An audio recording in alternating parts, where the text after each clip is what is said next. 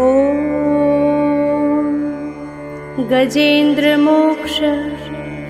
श्रीशुक उवाच एवं व्यवसितो बुद्ध्या समाधाय मनोहृदि जजाप परमं जाप्यं प्राग्जन्मन्यनुशिक्षितं। गजेन्द्र उवाच ॐ नमो भगवते तस्मै यत एतच्चिदात्मकं पुरुषायादिबीजाय परेशायाभिधीमहि। यस्मिन्निदं यतश्चेदं येनेदं य इदं स्वयं योऽस्मात् परस्माच्च परस्तं प्रपद्ये स्वयंभुवं। यः स्वात्मनिदं निजमाययार्पितं क्वचित् विभातं क्वच तत्तिरोहितम्। अविदग्धदृक् साक्षिभयं तदीक्षते स आत्ममूलोऽवतु मां परात्परः। कालेन पञ्चत्विमितेषु कृत्स्नषु लोकेषु पालेषु च सर्वहेतुषु तमस्तदासीत् गहनं गभीरं यस्तस्य पारेऽभिविराजते विभुः। न यस्य देवा ऋषयः पदं विदुर्जन्तुः पुनः कोरति गन्तुमीरितुं। यथा नटस्याकृतिभिर्विचेष्टतो दुरत्ययानुक्रमणः समावतु। दिदृक्षवो यस्य पदं सुमङ्गलं विमुक्तसङ्गा मुनयः सुसाधवः। चरन्त्यलोकव्रतमव्रणं वने भूतात्मभूताः सुहृदः समे गतिः। न विद्यते यस्य न जन्म कर्म वा न नामरूपे गुणदोष एव वा। तथापि लोकाप्ययसम्भवाय यः स्वमायया तान्यनुकालमृच्छति तस्मै नमः परेशाय ब्रह्मणेऽनन्तशक्तये। अरूपायोररूपाय नमः आश्चर्यकर्मणे। नमः आत्मप्रदीपाय साक्षिणे परमात्मने। नमो गिरां विदूराय मनसश्चेतसामपि सत्त्वेन प्रतिलभ्याय नैष्कर्म्येण विपश्चिता। नमः कैवल्यनाथाय निर्वाणसुखसंविदे। नमः शान्ताय घोराय मूढाय गुणधर्मिणे। निर्विशेषाय साम्याय नमो ज्ञानघनाय च। क्षेत्रज्ञाय नमस्तुभ्यं सर्वाध्यक्षाय साक्षिणे।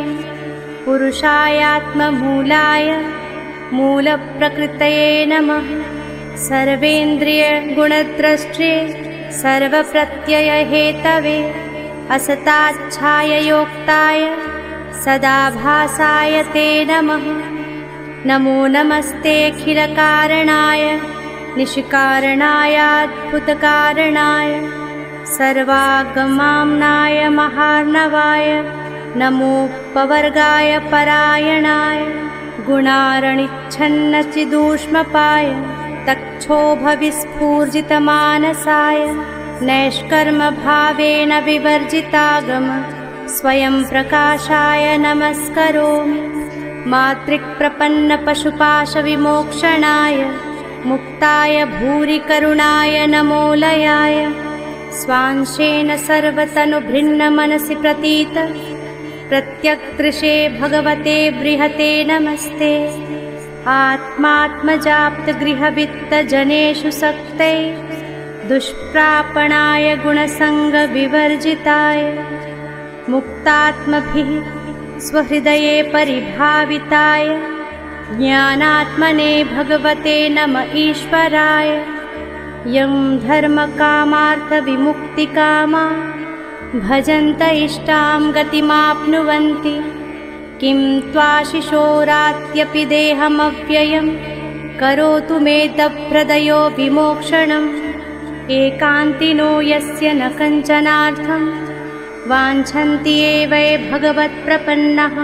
अत्यद्भुतं तच्चरितं सुमङ्गलं गायन्त आनन्दसमुद्रमग्नाः तमक्षरं ब्रह्म परं परेशम् अव्यक्तमाध्यात्मिकयोगगम्यम् अतीन्द्रियं सूक्ष्ममिवातिदूर अनन्तमाध्यं परिपूर्णमीडे यस्य ब्रह्मादयो देवा वेदालोकाश्चराचराः नामरूपविभेदेन फलक्रिया च कलया कृताः यथार्चितशोक्नेः सवितुर्गभस्तयो निर्यान्ति सन्यान्ति सकृत्स्वरोचिषः तथा यतोऽयं गुणसम्प्रवाहो बुद्धिर्मनः खानि शरीरसर्गाः स वै न देवासुरमर्त्यतिर्यं न स्त्री न षण्डो न पुमान् न जन्तुः नायं गुणः कर्म न सन्न चासन् निषेधशेषो जयताशदेशः जिजीविषेणाहमिहामुया किम् अन्तर्बहिश्चावृतये भयोन्या इच्छामि कालेन यस्य विप्लवस्तस्यात्मलोकावरणस्य मोक्षम् सोऽहं विश्वसृजं विश्वम् अविश्वं विश्ववेदसं विश्वात्मानमजं ब्रह्म प्रणतोऽस्मि परं पदं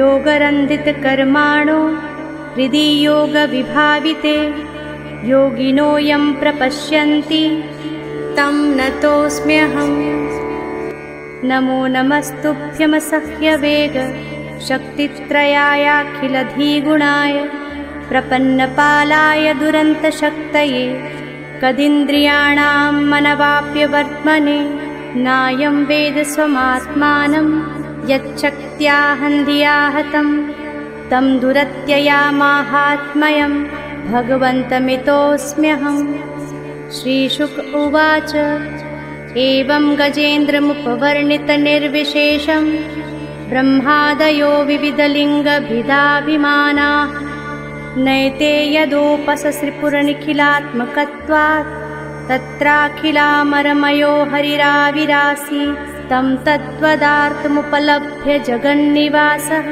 स्तोत्रं निशम्य दिविजैः सह संस्तुवदभिः छन्दोमयेन गरुडेन समुह्यमानश्चक्रायुधोऽभ्यगमदाशु यतो गजेन्द्रः सोऽन्तः सरस्युरुबलेन गृहीत आर्तो दृष्ट्वा गुरुत्मतिहरिं ख उपात चक्रम् उत्क्षिप्य साम्बुजकरं गिरमाह कृच्छ्रान् नारायणाखिलगुरो भगवन्नमस्ते तं वीक्ष्य पीडितमजः सहसावतीर्य सग्राहमाशु सरसः कृपयोजहार ग्राहादविपाटितमुखादरिणा गजेन्द्रं सम्पश्यतां हरिरमोमुच दुस्त्रियाणाम्